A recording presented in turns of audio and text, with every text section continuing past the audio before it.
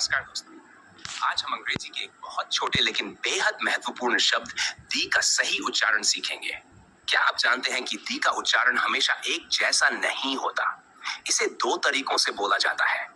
सही उच्चारण इस बात पर निर्भर करता है कि इसके बाद आने वाले शब्द की ध्वनि क्या है। यदि दी के बाद आने वाला शब्द कॉन्सोनेंट साउंड से शुरू होता है तो दी का उच्चारण द होता है। जैसे the book, the boy, the teacher, the school, इन सभी में हम द बोलेंगे।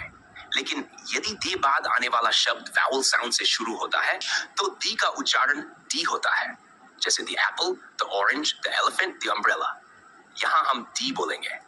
अब सबसे महत्वपूर्ण बात, ध्यान रखें, हमें लेटर नहीं बल्कि साउंड देखनी है।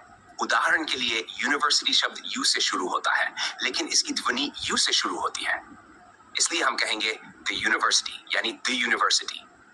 वहीं आवर शब्द एच से शुरू होता है लेकिन एच का उच्चारण नहीं होता, इसकी शुरुआत आ की ध्वनि से होती है, इसलिए हम कहेंगे यानी द आवर।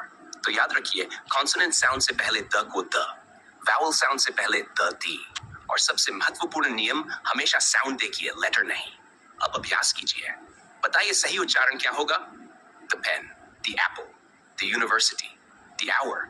यदि आपके उत्तर है द पेन, द यूनिवर्सिटी और द आवर, तो आपने नियम सही समझ लिया है।